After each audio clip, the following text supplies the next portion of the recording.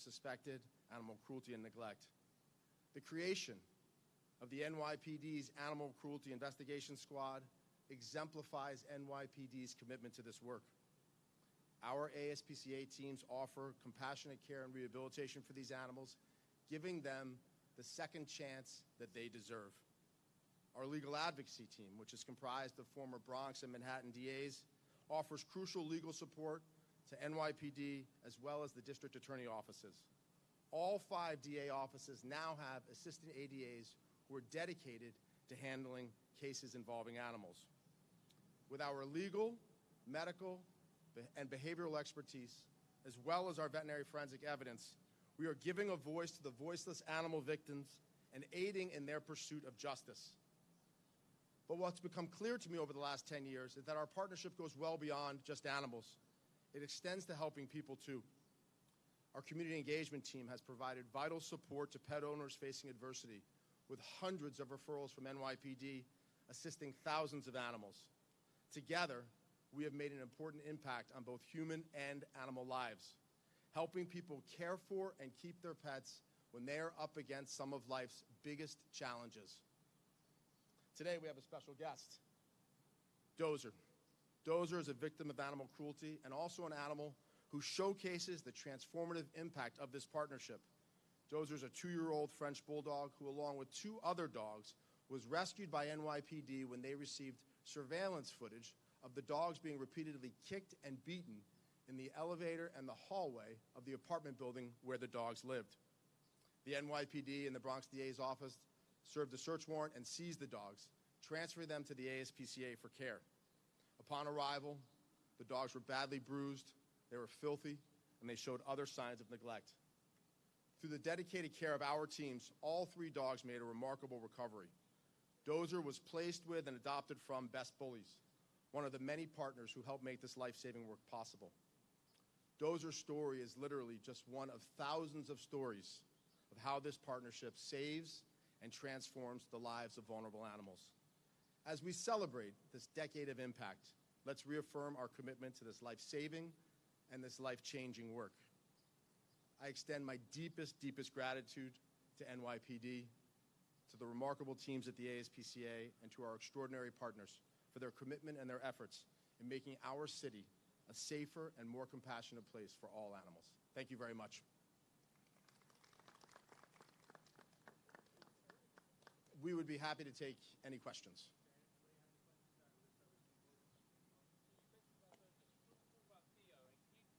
Can you also talk about Theo's story and in regards to what's the collaboration like from the moment you get sort of a complaint or a call? Just walk us through how ASPCA collaborates with NYPD from that moment through to the end of the. Yeah, sure. So I can also defer, but residents will call 311 or 911. NYPD will respond to the call. Depending on what happens, they'll either deploy the Animal Cruelty Investigation Squad, the detectives, to investigate the case. Once the animal is seized, the animal will come into the ASPCA's care. We have a team of forensic veterinarians and clinical veterinarians who will examine the animal, and they'll collect the forensic evidence necessary, and then we'll begin caring for the animal, both physically, on the body, of course, and psychologically, because you have to think about the whole animal, and we need to repair and help this animal recover.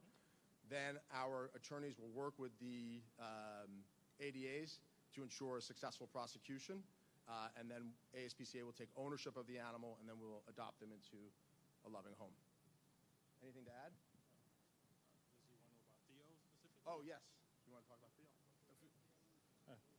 Sure. If we want to talk about the Theo case actually exemplifies the importance of training, because this was done by patrol officers, not the investigators. These are officers that went through the training. They were brought aware of the video. They then contacted the ASPCA liaisons as we have the procedure set up. They contacted my office. We put them in touch with one of the 5 DAs throughout the city that handles animal cruelty. In the Bronx, they were able to get a search warrant drawn up. They actually went back immediately, were able to save all 3 dogs and place the person under arrest that day. So Theo did not spend another day in that home. And that's how that worked for Theo. Theo wasn't a case of conditions, it was a case of abuse. It was on video being kicked and punched in an elevator. Sorry, not Theo. Dozer. I still know him as Mr. Bubbles. The name was changed, all right?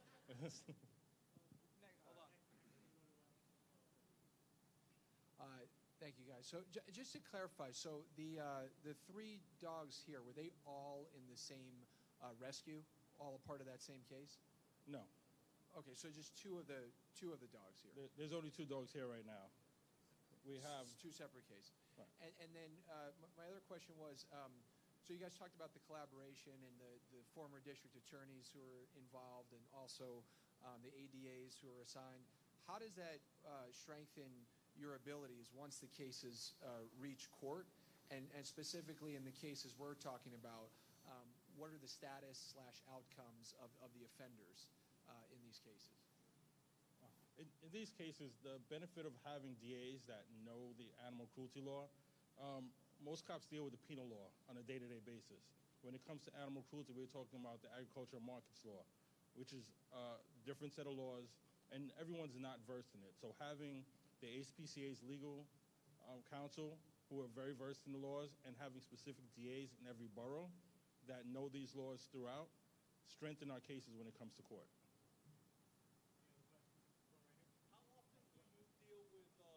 Come into an animal cruelty case, but there's other crimes being committed, gambling, drugs. How often does that happen? It does happen from time to time, especially when it comes to like dog fighting and cockfighting, rooster fighting. Those tend to involve some gambling aspect. There's also a known domestic violence aspect when it comes to animal cruelty. So there are crosses in crimes when it comes to animal cruelty. And also, we have to be mindful that a lot of these calls stem from 311. 311 is a huge asset. So it starts with a call to 311 that someone is abusing animals, dogs, cats, and then that's our way into future or more crime that's being committed by that particular person. So it happens, not quite often, but it does happen. Most of the time, concerned citizens call on the conditions of animals, and that's exactly what it is. Sometimes, yes. We don't have the accurate number with us right now, but yes, there are times when it does lead into, like the lieutenant said, dog fighting, narcotics, or gambling, so forth. And there's a correlation between domestic violence and animal abuse. All right, I want this dog, first of all. Second Well, of all- Tina, we have to place bids on them. 'Cause I was trying to get them. Secondly, I'm just wondering, to cut to the chase, do we know what the outcome was for the owners of either of these dogs, repercussion-wise? Do we know? For one, the case is actually still open. The other one was arrested, sentenced, and I believe she got a 10-year animal ban. Dozer, yes.